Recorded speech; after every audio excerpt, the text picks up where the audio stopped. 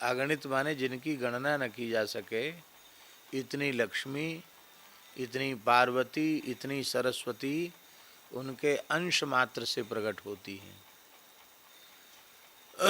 प्रत्येक ब्रह्मांड में एक एक लक्ष्मी है, एक एक पार्वती है, एक एक सरस्वती है। और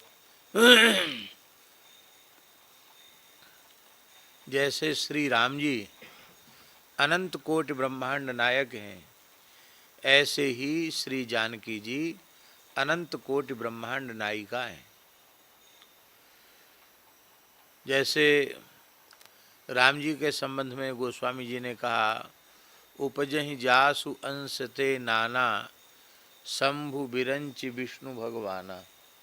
जिनके अंश से अनेकों, शंभु माने शंकर जी, विरंचि माने ब्रह्मा जी और विष्णु भगवान प्रकट होते हैं। क्योंकि रोम रोम प्रति लागे कोटि कोटि ब्रह्मांड, रोम रोम में करोड़ों करोड़ों ब्रह्मांड भगवान के हैं। हमने एक दिन आपको बताया था, नहीं इसकी जरूरत नहीं है। हमने एक दिन आपको बताया था कि सूर्य की किरण गवाक्ष से, खिड़की से, रंध्र से आती है, छिद्र से आती है, तो किसी अंधेरी जगह में आती तो उसमें बहुत सूक्ष्म सूक्ष्म कण उस रोशनी में उड़ते हुए दिखाई पड़ते हैं। टार्च जलाओ तो भी, इसमें अंधेरे कमरे में टार्च जलाओ तो उसमें भी सूक्ष्म सूक्ष्म कण दिखाई पड़ेंगे।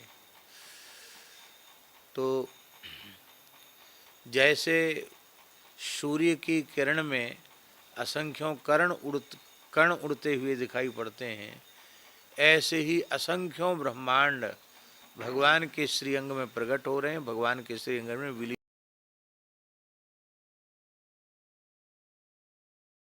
हो रहे हैं। श्री ये बड़ी बात है। प्रत्येक ब्रह्मांड में अलग अलग ब्रह्मा हैं, अलग अलग विष्णु हैं, अलग अलग, और भगवान के तो करोड़ों ब्रह्मा हैं। तो रोम रोम में करोड़ ब्रह्मा, करोड़ों विष्णु, करोड़ों शिव हैं। उनकी है। ऐसे ही जानकी जी के रोम रोम में अरबों खरबों ब्रह्मा एक हैं, तो किसी के रक्त से प्रकट होंगी, वो भी एक राक्षस के रक्त से, ऋषियों के रक्त से प्रकट होंगी। तो इस तरह की बातें जो है नास्तिकों के द्वारा, धर्म विद्रोहियों के द्वारा अनेक तरह की बातें रामकृष्ण के चरित्र में घुसा दी गई। पद्म पुराण में श्री जानकी जी के प्राकट्य का वर्णन श्री कृष्ण द्वैपायन भगवान वेदव्यास जी ने किया है। वहाँ तो लिखा है कि जानकी जी ऐसे प्रकट नहीं हुई कि हल से नोक लगी और बच्ची प्रकट हो गई, ऐसे प्रकट नहीं हुई। शेष भगवान के मस्तक पर मणियों से जटित रत्नमय सिंहासन है। उस सिंहासन पर भूदेवी बैठी हुई है और भूदेवी की अंक में श्री जानकी जी विराजमान है। उनकी गोद में जानकी जी बैठी हुई है। कितनी अवस्था है? किशोर अवस्था है, क्योंकि वो नित्य किशोरी हैं। अष्ट सहचरियाँ श्री चंद्रकला, चारुशीला, सुभगा, हेमा, क्षेमा आदि जितनी जो अष्ट सखियाँ हैं, वे सब छड़ी, छत्र, चमर आदि लेकर के खड़ी हैं।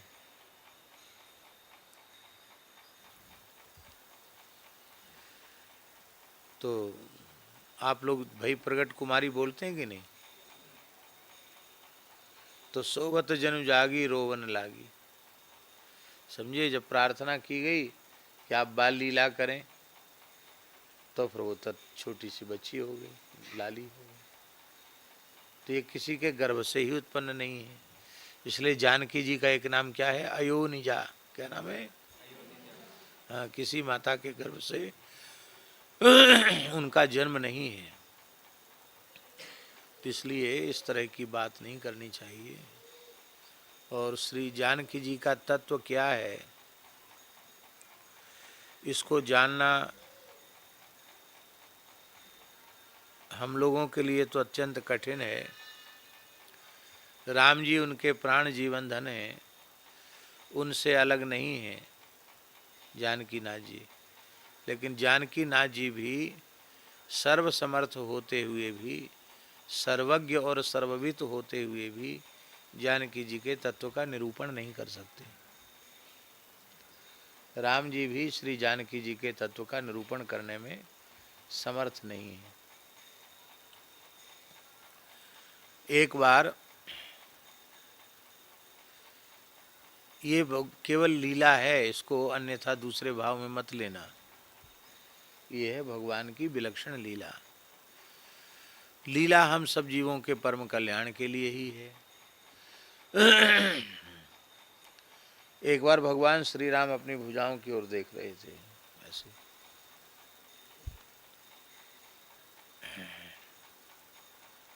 अब हम लोग तो कोई पहलवान नहीं है, पहलवान लोग होते हैं तो अपना ऐसे करके देखते हैं, उनके सब इतना यहाँ उठ जाता है, क्या कहते हैं उनको, बॉडी बिल्डर कहते हैं, क्या कहते हैं, तो वो लोग ऐसे करके देखते हैं।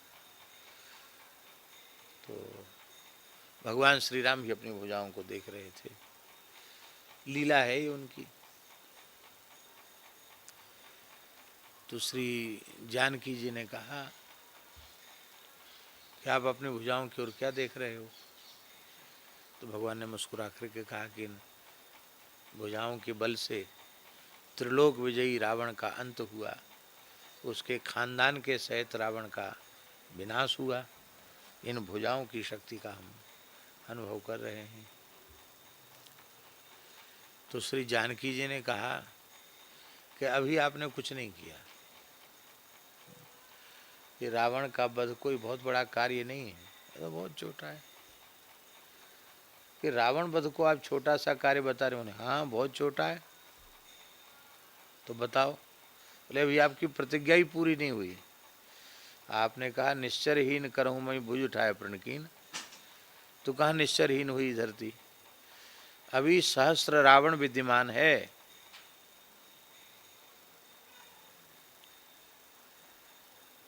सहस्त्र रावण सुना कभी? नहीं सुना। सहस्त्र रावण का नाम नहीं सुना? अच्छा चलो, तुम लोगों ने दुर्गा सप्तशती कौन कौन पाठ करता बताओ? है इनमें से कोई पाठ करने वाला?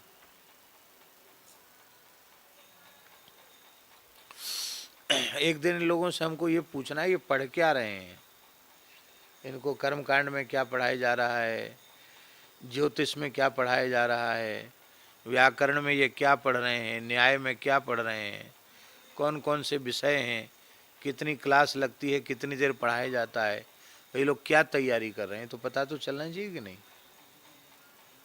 है? इनमें से तो एक भी नहीं बोल रहा है।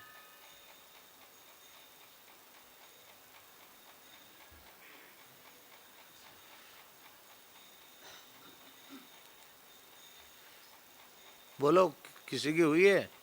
सप्तशती पढ़ाई गई किसी को कि नहीं? तो पर तुम बोले क्यों नहीं? पढ़ाई गई है तो एक श्लोक सुनाओ सप्तशती का, कोई भी सुनाओ, ध्यान का सुना तो कुछ तो सुनाओ।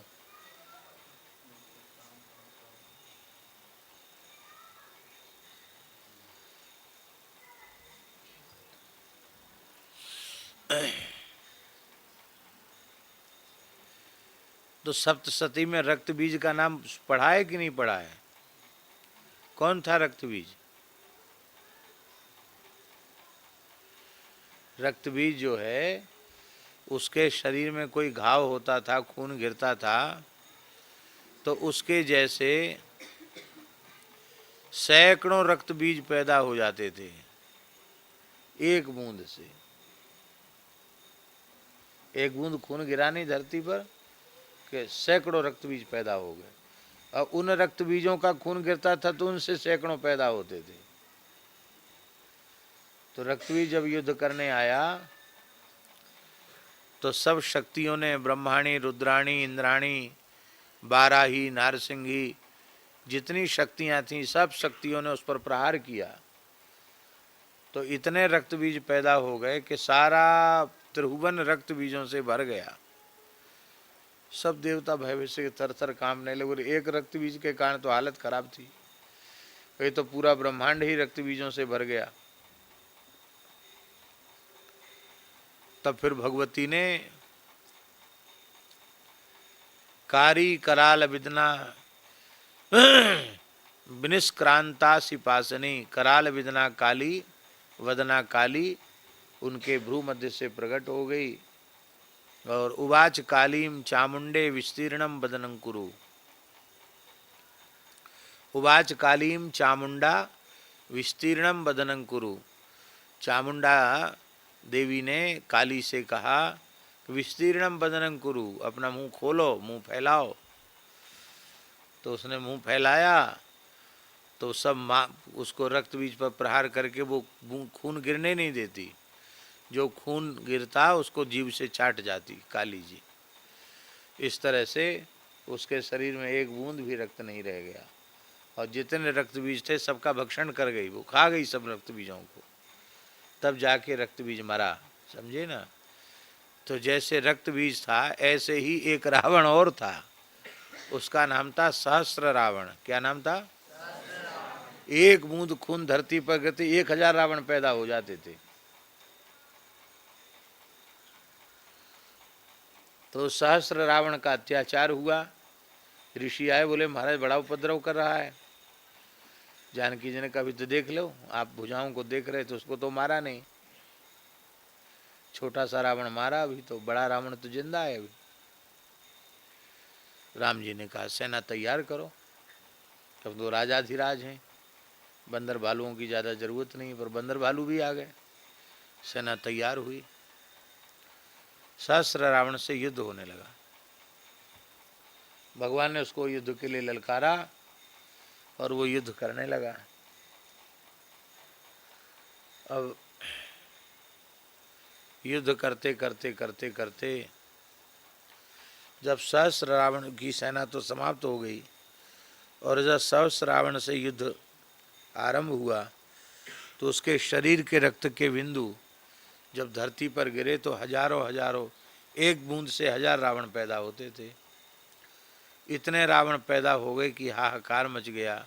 बंदर भालू भी भाग खड़े हो गए, सेना भी बाबुले अब तो पार नहीं पड़ने वाली, अब कैसे होगा। तो राम जी भी थोड़े विचार किए कि अब क्या करें, इसका उपाय क्या है। उस समय भगवती श्री जानकी जी भी साथ ही गई थी रथ में विराजमान होकर के। तो जहाँ शिविर था उसमें और अपने वस्त्र से बना हुआ जो महल था उसमें वो पौड़ी हुई थी जानकी जी। तब गुरु जी से पूछा कि गुरुदेव अब क्या करें। बोले आप अपनी शक्ति को मनाओ, आपकी आह्लादनी शक्ति जानकी जी हैं, उनकी कृपा से इसका वध होगा। आपने उनकी शक्ति से ही रावण को मारा था और जो कुछ आपको यश कीर्ति मिली है वो श्री जानकी जी की शक्ति से ही मिली है। आपकी बिना शक्ति के आप कुछ नहीं है, अब उनको मनाओ। तब भगवान श्री राम ने जानकी सहस्त्र नाम से जानकी जी की स्तुति की। क्या? सीता सहस्त्र नाम, सीता सहस्त्र नामावली गीता प्रेस से प्रकाशित है यहाँ पुस्तक नहीं है, कहाँ है? लाइब्रेरी में सीता सहस्त्र नामावली उसमें है। उसके वक्ता कौन है? रामचंद्र भगवान। श्री राम जी ने 1000 नामों से जानकी जी की स्तुति की। जानकी जी सो रही है, पौड़ी, सखियां सेवा में है। राम जी ने हाथ जोड़ के स्तुति की तो किशोरी जी उठ के बैठी। तो सोने में कोई वेणी का श्रृंगार तो होता नहीं, केस खुले होते हैं। तो जैसे उठी, उठ करके उन्होंने जैसे अपने केस ऐसे छिटकाए, उसी समय भयंकर नाद करती हुई भद्रकाली प्रकट हो गई।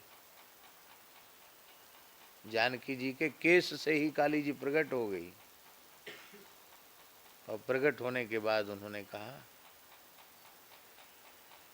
कि जितने सहस्र रावण है सबका आज्ञा करें स्वामिनी, भगवती आज्ञा करें। बोले जितने रावण है ना, अब एक बूंद से 1000 पैदा होंगे, और कितने होंगे, कितने पैदा हो गए होंगे, कोई गिनती होगी? अरबों खरबों रावण, सबको खा जाओ। सबको खा गए। राम जी ने सहस्र रावण का वध कर दिया। अब जो जानकी जी के केस से भगवती भद्रकाली प्रकट हुई थी, वो जानकी जी के अंश से प्रकट होने से इतना तेज था, उनमें इतनी शक्ति थी कि तीनों लोकों में हाहाकार मच गया। भय के कारण दिशाओं में आग लग गई, पर्वत के शिखर टूट टूट कर गिरने लगे, दिन में ही उल्कापात होने लग गया, समुद्रों में ज्वार उठने लग गया, हाहाकार, पृथ्वी डगमगाने लग गई उनके क्रोध के कारण। जैसे नरसिंह भगवान के क्रोध से पूरा ब्रह्मांड क्षुब्ध हो गया था, ऐसी भगवती भद्रकाली के कोप से सारा ब्रह्मांड क्षुब्ध हो गया। लगे प्रलय हो जाएगा क्या। तब शंकर जी ने कहा, देवताओं ने शंकर जी से प्रार्थना की कि प्रभु आप कृपा करके बचाओ हमको इस संकट से, नहीं तो प्रलय हो जाएगा। तब शंकर जी गंगा जी के तट पर लेट गए, स्मशान भूमि में शंकर जी लेट गए, और भद्रकाली जो भगवती जानकी जी के केश पास से प्रकट हुई थी, वो तो दौड़ रही थी आवेश में। तो उनका जैसे ही चरण, शंकर जी पड़े हैं, लेटे हैं, तो शंकर जी के वक्षस्थल पर जैसे ही चरण पड़ा, तो चरण पड़ते ही, सुनाए कि नहीं, चरण पड़ते ही और उनको लगा कि हमारा पैर किसी पर पड़ गया। तो जैसे ही चरण पड़ा तो उन्होंने देखा नीचे, अरे ये तो भगवान शिव हैं। तो उनके आश्चर्य में ऐसी जीव निकल आई। उन्होंने देखा, ऐसे देखा, जीव निकल आई उनकी। तो आज भी जो कलकत्ते में दक्षिणा काली हैं, भगवती का दाहिना चरण शिव जी के वक्ष पर है और एक चरण भूमि में है, जीव उनकी निकली हुई है। और वहाँ भगवती सती का अंगुष्ठ गिरा था, दाहिने पैर का अंगूठा, तो वो शक्तिपीठ हो गया। और वहाँ आज भी काली जी विराजमान हैं। ये कथा हमको हमारे गुरुदेव पहाड़ी बाबा ने सुनाई थी, और ये अद्भुत रामायण में इसका वर्णन है, इस कथा का, प्रामाणिक कथा है। तो ये महाराज जी ने कहा था, भाई कलकत्ते जाना तो काली जी का दर्शन करना।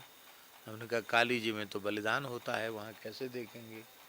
उन्होंने कहा जानकी जी के केस पास से प्रकट हुई हैं, मंगलवार शनिवार को ज़्यादा बलिदान होता है, एकादशी को नहीं बलिदान होता है, तो एकादशी को दर्शन कर लेना। एकादशी को नहीं होता, तो एकादशी को कर लेना दर्शन। और फिर आगे पीछे कभी भी दर्शन करो, भगवती अपने को बलिदान से क्या लेना देना, भगवती का दर्शन कर लो। तो दर्शन किया तो समझे, जिनके केस से भद्रकाली प्रकट हो जाती हैं, सहस्र रावण को खा डालती हैं, वो जानकी जी रक्त के घड़े से प्रकट होंगी। कैसी कैसी कल्पनाएं लोग कर लेते हैं। तो ऐसी बातें कहनी सुननी नहीं चाहिए। और तुम लोग पढ़ाई लिखाई के संबंध में कुछ पूछा करो, सदाचार के संबंध में पूछा करो। ये जो कंठी पहन रखी है ना, ये कंठ लग्न होनी चाहिए, तो हमेशा पहनो, कोई मना नहीं है, लेकिन कंठी जो है कैसी होनी चाहिए, कंठ लग्न कैसी होनी चाहिए। ये कंठ लग्न तुलसी नलिनाक्ष माला, ये वही ये बाहुमूल परिचिन्हित शंख चक्रा, ये वही ललाट पटले लसदूर्ध पुंड्रास्त्रे वैष्णवा भुवन मासु पवित्रयंती। ये कहाँ का श्लोक है, ये पद्म पुराण का श्लोक है। इसका अर्थ है ये कंठ लग्न तुलसी, तुलसी जो है कंठ लग्न होनी चाहिए, गले से चिपकी हुई तुलसी होनी चाहिए। क्योंकि जो माला नेत्र से दिखाई पड़ती है वो माला सदा सर्वदा धारण नहीं करनी चाहिए। कंठ लग्न, अब जैसे ये हमारी ये है, ये तुलसी है ना, ये कंठ लग्न है, ये हमको ऐसे दिखाई नहीं पड़ती, तो ये कंठ लग्न तुलसी। नलिनाक्ष माला, समझे, कंठ लग्न तुलसी और नलिन और अक्ष माला, वो माला है। नलिन माने कमलगट्टा और अक्ष माने रुद्राक्ष। कमलगट्टा भी और रुद्राक्ष माने वो माला सदाधारी नहीं है, धारण करो और मलमूत्र त्याग के समय उसको उतार दो, लेकिन कंठ लग्न तुलसी कभी उतारने की आवश्यकता नहीं होती है। कंठ लग्न तुलसी सदा सर्वदा धारण करना चाहिए। पुराण में भगवान व्यास कहते हैं, यज्ञोपवीतवद्धार्या कंठे तुलसी मालिका क्षणार्धम तद्विहीनोपि विष्णुद्रोही भवे नरः। जैसे ब्राह्मण को द्विजाति को सदा यज्ञोपवीत धारण करना चाहिए, ऐसे ही वैष्णव मात्र को, हिंदू मात्र को, प्रत्येक वैदिक सनातन धर्मी को सदा सर्वदा यज्ञोपवीत की तरह ही अपने गले में कंठी धारण करनी चाहिए। आधे क्षण के लिए भी कंठी से रिक्त कंठ हो जाए तो क्षणार्धम तद्विहीनोपि, आधे क्षण के लिए कंठी गले में न रह जाए तो विष्णुद्रोही है। क्यों सो रहा है, रात को सोया नहीं क्या? विष्णुद्रोही भवे नरः, वो भगवान का द्रोही हो जाता है, भगवत द्रोही हो जाता है। यत् कंठे तुलसी नास्ति ते नरा मूढ़ मानसा, जिनके कंठ में तुलसी नहीं है वे मूढ़ मनुष्य हैं। शुनो विष्टा समम चान्नम जलम च मदिरा समम, उनके द्वारा स्पृष्ट, उनके द्वारा छुआ हुआ जल वह मदिरा के तुल्य हो जाता है, और उनके द्वारा छुआ हुआ जो अन्न आदि है वो श्वान विष्टा के तुल्य हो जाता है, कुत्ते की विष्टा के तुल्य हो जाता है। इसलिए जिनके कंठ में तुलसी नहीं है उनके द्वारा छुआ हुआ अन्न जल आदि अग्राह्य है। करपात्री जी का नाम सुना है तुम लोगों ने कि नहीं सुना है? देखा तो नहीं होगा, क्योंकि 1981 या 82 में, 81 में करपात्री जी शरीर कब पूरा हुआ? क्या 80 में हुआ? सन हमें स्मरण में नहीं है, शायद 1980-81 में हुआ शरीर पूरा। तो करपात्री जी महाराज तुलसी धारण करते थे, रुद्राक्ष तो धारण करते ही थे, रुद्राक्ष की तो बड़ी माला पहनते थे, पर एक तुलसी माला हमेशा धारण करते थे, समझे।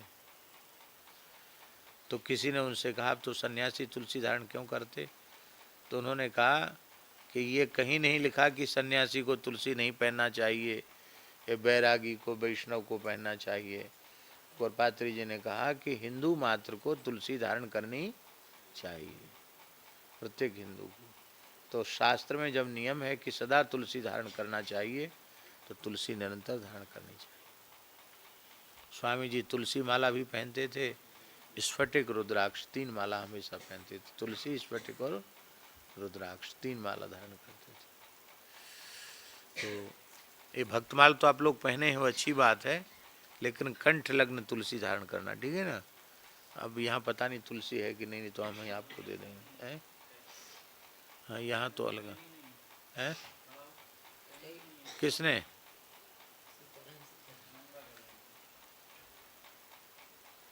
तुम पहना दो।